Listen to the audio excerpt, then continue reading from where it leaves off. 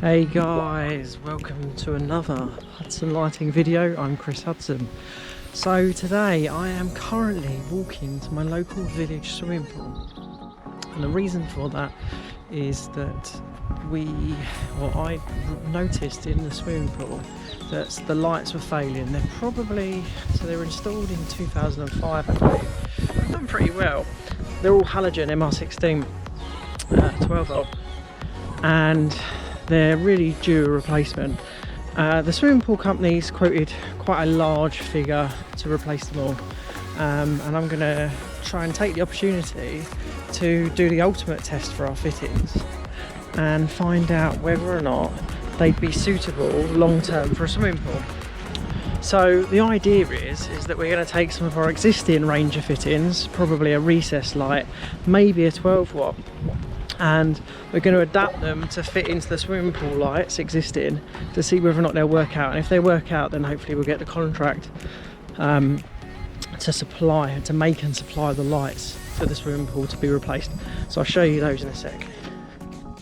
So I forgot to mention that the business is based in a fantastically lovely village called Netherne on the Hill. There used to be an old mental health hospital, and they put the swimming pool and the gym in, guess which building? A church. Check that out.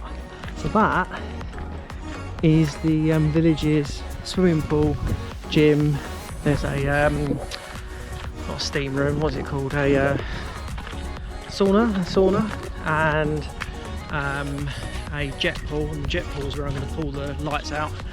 But yeah, and that's the water tower, which is now flats. It's a really cool place.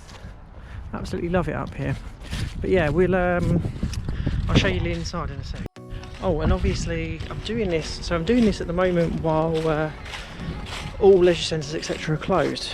So I've got the exclusive access to being able to actually go in there and get in the pool while you're not meant to get in pools. Not that I'm going to do any swimming. So anyway, see you in a sec.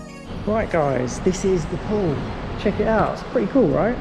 As I said, sauna, swimming pool, jet pool, and it's got this like spa vibe, especially when you haven't got the floodlights on at either end.